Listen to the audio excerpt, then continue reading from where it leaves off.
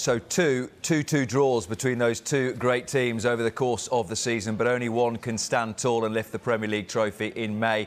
And now it's all about the final 7 matches for both of these clubs. The general consensus, Sue, is that Manchester City have the easier run-in. Would you go along with that? Yeah, I think so. I think when you look at the two sort of the two run-ins for both sides, you probably would say that it's slightly easier, but it's so tough, isn't it? I think when you're coming down to those last 7 games, you look at Liverpool's run-in. I think that as a Liverpool fan, the first thing that they look at is when do they play Manchester United, when do they play Everton? So they've still got to play them, but both of them are at home. And then the Manchester City game, again, there's teams there that are going to be desperate for points, that need points, the likes of Watford. You would say that Leeds are safe now, but still wanted to get those points. West Ham away will probably be difficult. Wolves away. So there's tricky games for both, but I think if you're looking at both of the run-ins, you would say that maybe Manchester City is a little bit easier. I'd agree. I think the one thing we couldn't predict at the weekend was Brighton beating Arsenal. So you look at that and say, have they turned a corner now? And is that going to be a tough game for Manchester City? But when I look at Liverpool's, I say it's pretty much 2 derby games, the Manchester United game and the Everton game. They are derbies, if you like, and they're tough games. But it's the Spurs one. That's the one that sticks out to me, and I just think with the forward line, the way they're playing, the organisation, Bentancur in midfield, they look such a better team now. Played really well against Liverpool in the away game, didn't they? They did, at Tottenham Hotspur Stadium. And that will be a tough game for Liverpool. However, the one thing that Liverpool will say and fans will say is them 3 games are all at home, and the form at home is staggering. It's incredible. So they'll look at that and think, we'll be okay. But the City, listen, the City games do look easier, but then the pressure is on them to carry on.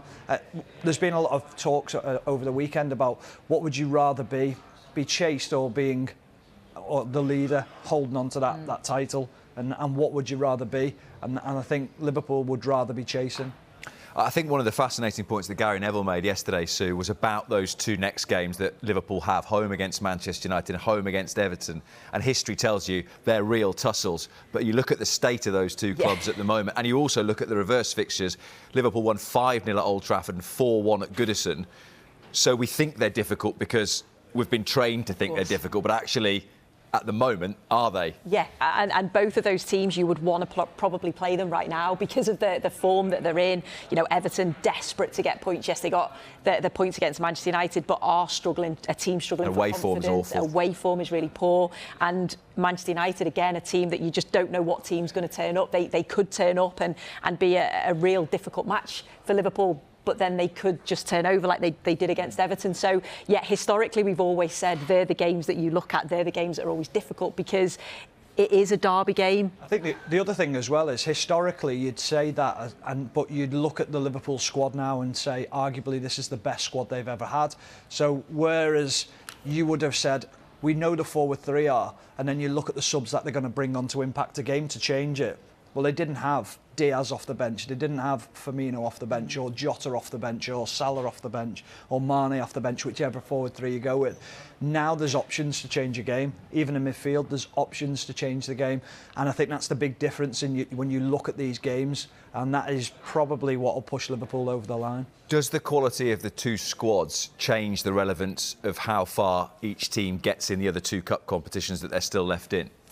I think the quality of the squad is huge for both sides. We've said for a number of years Manchester City have got 2, sometimes 3 players in every position, and when they rotate and change, they're still very, very strong. The fact that Liverpool now has that and has that strength and depth, the ability to change things, the ability to rotate and rest when they need to, I think is so important because, you know, I look at Gomez and I think top quality defender that we were saying, I don't know how many years ago before his injury, that England's, you know, he's going to be England's number 1 centre-half. He's going to be Liverpool's number 1 centre-half. He's probably, 4th choice at the moment? And that is the strength that Liverpool have. Yes, he come in and filled in for Trent and did a very good job. But that's the strength and depth that they have. So it is important. I think if you want to go as far as you can in those cup competitions and in the league, you have to have that strong squad. When you look at the Champions League as well, you've got to remember, and this rule comes in next year, 5 changes. Yeah. So they're able to freshen the FA Cup. Yeah, and the FA Cup. So you look at that and you go, them 5 changes that they can make makes them even stronger in them competitions now, which is great. Yeah. Just if we can go back and have another look at those run-ins, you would say, and I think it's been touched on, that maybe 2 of the tougher games left for Manchester City would be the away ones at Wolves and West Ham. Wolves have won twice against City since they've been back up in the Premier League. West Ham, they drew 1-1 last season. Before that, the previous 4 years, 0-5, 0-4, 1-4, 0-4.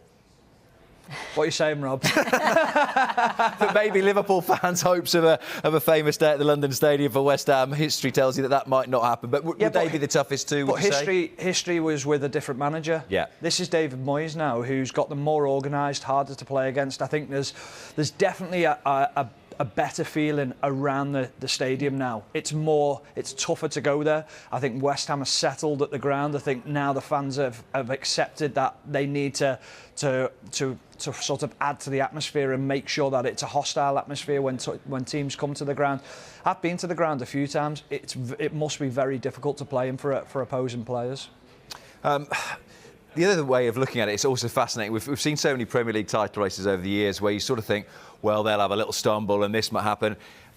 A lot of the time, we seem to be working on the basis that we think both of these teams are going to win the lot. And that is how strong that they both are, because that's the thing. I think that's why we made this game yesterday so important, because we were saying we can't see them slipping up against anybody else. And yet you can look at the fixtures and say, well, this could be tricky and that could be tricky. But if Liverpool and Manchester City turn up, you can't see anybody beating them, and that is the strength of these two sides. And we are very lucky to have them in the Premier League and watch them every week.